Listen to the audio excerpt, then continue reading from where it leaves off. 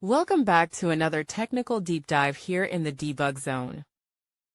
Today we're tackling a big question and breaking it down with insights from other users. Hopefully this clears up some misconceptions and helps you get the answer you need. So buckle up, stay a little curious, and let's jump right in.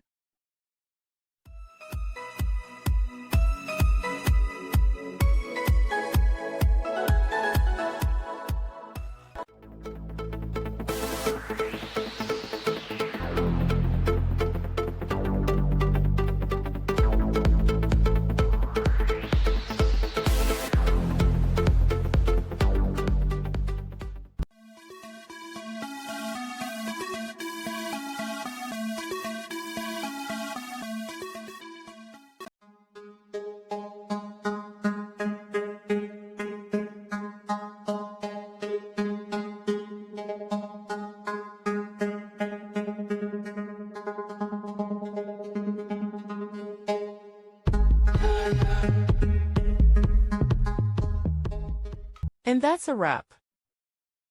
I hope you found the answer you were looking for.